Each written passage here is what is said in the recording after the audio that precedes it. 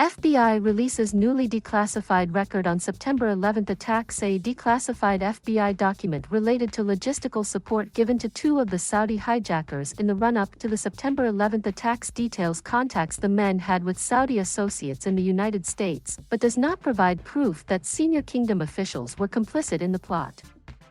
The document, released Saturday, on the 20th anniversary of the attacks, is the first investigative record to be disclosed since President Joe Biden ordered a declassification review of materials that for years have remained out of public view.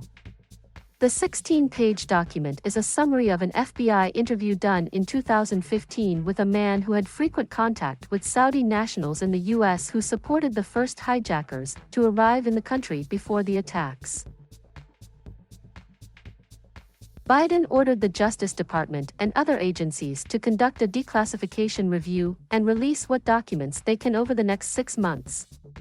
He was under pressure from victims' families, who have long sought the records as they pursue a lawsuit in New York alleging that Saudi government officials supported the hijackers. The heavily blacked-out document was released hours after Biden attended September 11 memorial events in New York, Pennsylvania, and at the Pentagon. Victims' relatives had said they would object to Biden's presence at those remembrances as long as the documents remained classified. The Saudi government has long denied any involvement in the attacks. The Saudi embassy in Washington has supported the full declassification of all records as a way to end the baseless allegations against the kingdom once and for all. The embassy said that any allegation that Saudi Arabia was complicit was categorically false. The documents have come out at a politically delicate time for the U.S. and Saudi Arabia, which have forged a strategic, if difficult, alliance, particularly on counterterrorism matters. The Biden administration in February released an intelligence assessment implicating Crown Prince Mohammed bin Salman in the 2018 killing of U.S.-based journalist Jamal Khashoggi, but drew criticism from Democrats for avoiding a direct punishment of the royal himself. Victims' relatives said the document's release was a significant step in their effort to connect the attacks to Saudi Arabia. Brent Eagleson, whose father, Bruce, was killed in the World Trade Center attack, said the release of the FBI material accelerates our pursuit of truth and justice. Jim Crandler, a lawyer for the victims' relatives, said in a statement that the findings and conclusions in this FBI investigation validate the arguments we have made in the litigation regarding the Saudi government's responsibility for the 9/11 attacks.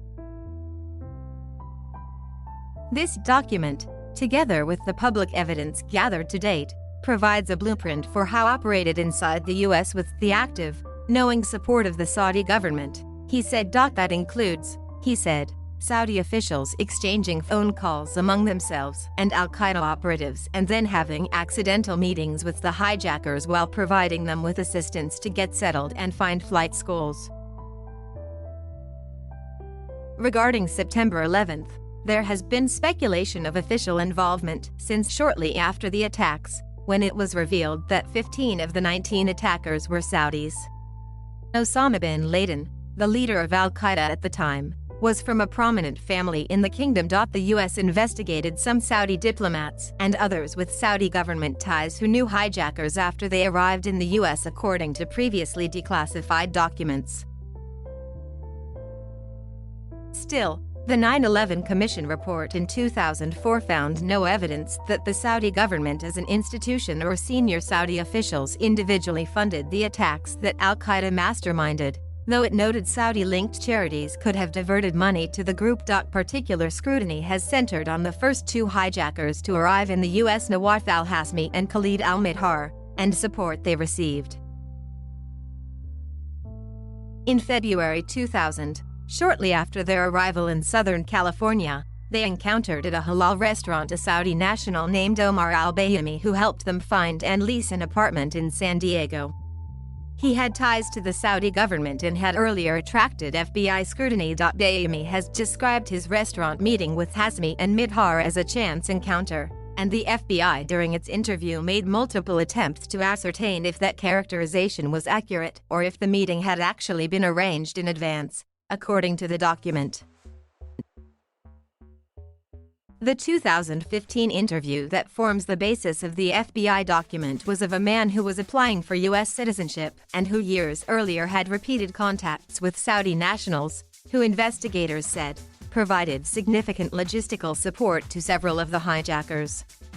Among the man's contacts was Bayumi, according to the document. The man's identity is blacked out throughout the document, but he is described as having worked at the Saudi consulate in Los Angeles. Also referenced in the document as Fahad al-Thumari, at the time an accredited diplomat at the Saudi consulate in Los Angeles who investigators say led an extremist faction at his mosque. The document says communications analysis identified a 7-minute phone call in 1999 from Thumari's phone to the Saudi Arabian family home phone of two brothers who later were detained at the Guantanamo Bay, Cuba, prison.